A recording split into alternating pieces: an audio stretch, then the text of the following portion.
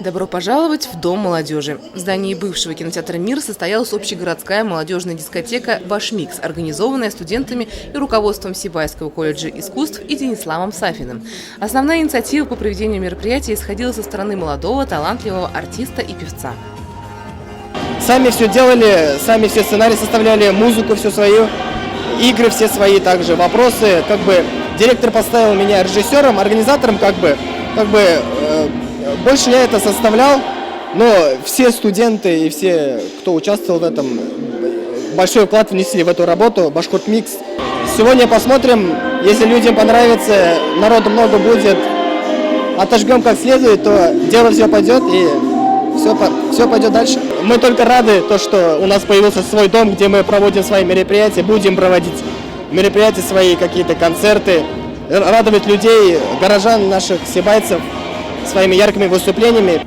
Денислам совместно со студентами и администрацией колледжа искусств досконально распланировали все мероприятие. Наряду с зажигательными хитовыми музыкальными композициями они радовали молодежь песнями и танцами в живом исполнении.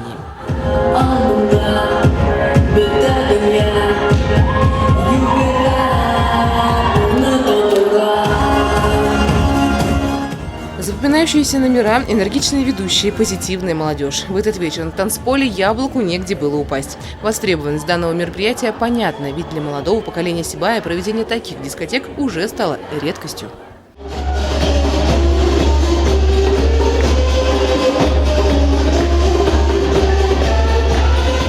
Сегодня на самом деле очень радостный для нас день, вот лично для меня, я думаю, для и молодежи, и для людей старшего поколения, по той причине, что у нас сегодня произошло очередное, скажем так, возрождение вот этого нашего исторического здания кинотеатра «Мир», который дорого, я думаю, абсолютно всем горожанам, потому что многие здесь, практически все выросли, многие испытали, конечно же, тревогу, беспокойство, что здание может стать бесхозным, но этого, слава богу, не произошло.